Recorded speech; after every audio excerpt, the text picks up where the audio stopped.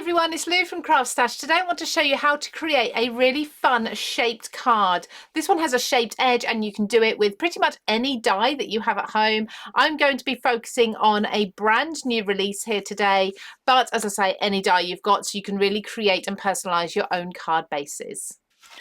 So I'm going to be focusing today on the brand new Layering Lace Floral Posy. This is from my Textures collection. It's just launched. I love the design, I love the detail, but I'd love this to be coming out of the card.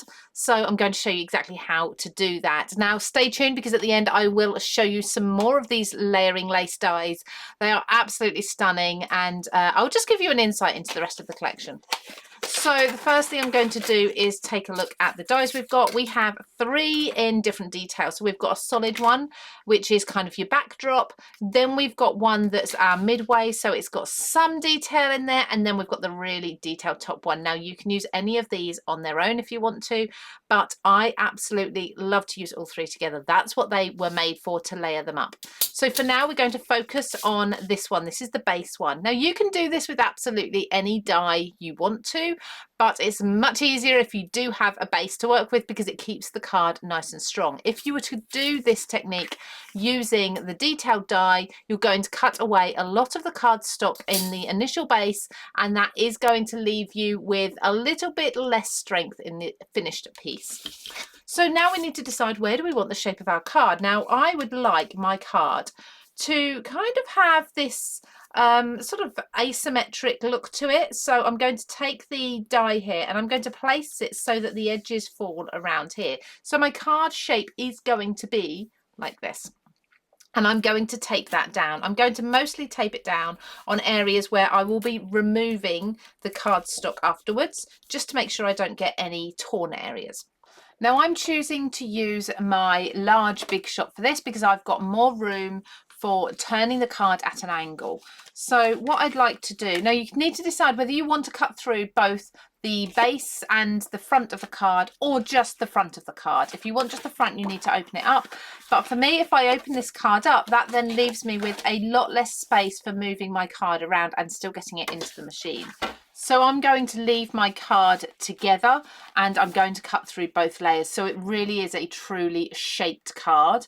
I'm going to place it in, and your cutting edge is going to always be straight, because it is determined by the straight edge of the top plate.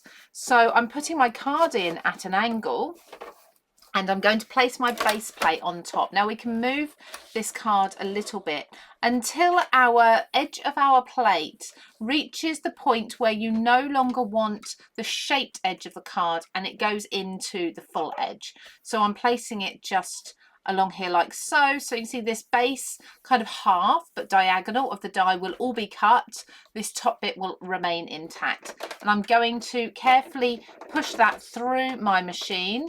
So get it started and then wind it through in the usual way. Top tip though, if like me, I just found that feeding this through the other way was pushing the plate backwards and away from where I wanted it on the card. So this way I've fed it through so that the card comes through last. I can adjust this as I go, so I'm probably happy with that angle, and feed it through this way. I've already got a grip of the plate there, so now nothing's moving around. Now once your roller goes over the edge of the plate here, you're going to get this clunk, this drop down, and it's going to be quite hard for you to realign that. So my suggestion is to, as much as you can, roll up to that point, and you'll feel there's a bit more pressure there, and back again a few times to ensure the rest of the card has fully cut through. And then you can slowly go over that edge. Now if I open up my card, my base has actually stayed intact because it's such a thick cardstock. I've got a really nice indentation, but I can now mat and cover this over, and it can remain the sort of card that has the back full panel, the front shaped. But then we look at the reverse of the front and we can see we've got this perfect cut halfway through the die. Now I'm going to remove my die first of all, and again my tape is stuck mostly to areas where it's going to be waste and I don't want to keep it, so it doesn't matter if you tear it off a little bit. And you'll notice that usually this will still remain intact until you take some scissors to it. So with some small scissors, I'm going to snip in from each of the edges at the ends of those cut lines that you've just made. So one just there, and the same on this side around there. And now I can very gently pull away everything that's remaining. So be very gentle, because if you're using this particular design, you do have some tendrils and these are really quite delicate and detailed. Now the next stage is to either recut that same die that you used for your shaped card to lay it over the top and help strengthen and finalize the design, so make it whole again, or if you're using something layering like this, to cut those layers all out, layer them up and then stick it on top, which is exactly what I'm going to do. So I have got my 3 layers and they all have a spray adhesive on them already. So I've got my base layer again. Now it wasn't essential that I cut the base layer again because I've already got that on the card base.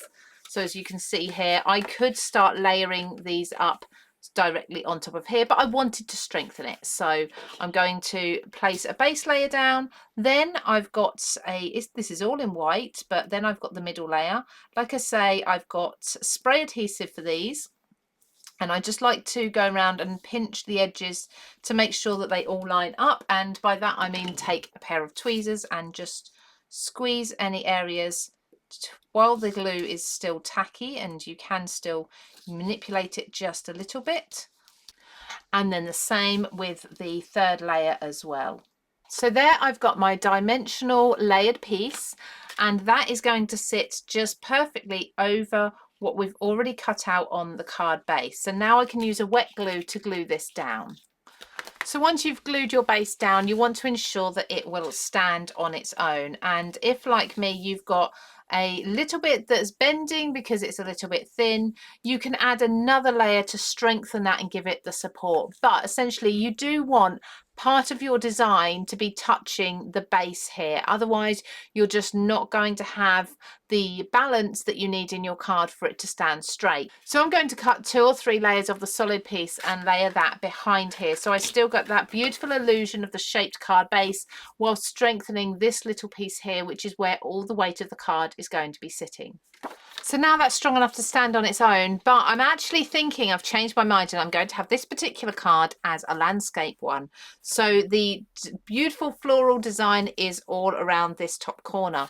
Now on the background, not only to cover up where the die embedded when we first did the shaped card, but also to add a pop of contrast behind here, I'm going to use this beautiful teal colour. And I'm simply going to mat and layer a square or rectangle of cardstock, and you'll see how much that then pops. So as we can see, that really does create amazing contrast. Now, last thing for me to do is add a sentiment, and luckily we have got some beautiful sentiments that are going to be released with this collection. And these are our dictionary definitions. So this is a set that came out with the Textures Bookshop collection. I'm really excited about these because you loved them. They sold out straight away and we've got them back. So I'm going to put something like, well, I've got celebrate, thankful, forever, time, beautiful. There's so many different words in here. I think I'm going to use the word, let's do forever, because this would actually make a really lovely wedding card.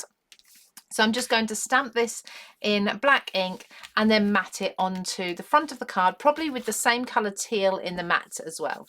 So there's the finished shaped card, a really nice strong shaped base, and you can do this with absolutely any shape die that you have at home. You don't have to do it with these particular dies, but if you do, we also have some other designs available. So this is the posy that we've been working with today. There's also the wreath, which would make a beautiful semicircle shape to the edge of your card, and we've also got a butterfly. So this is really good fun if you want to maybe have a half butterfly to one of the edges. Then there is also some numbers, so if you want to do small tags, place settings using this sort of partial die cutting technique, you can do that with the numbers. All of these are layering dies, so there's all multiple layers you can layer up and get that lace effect.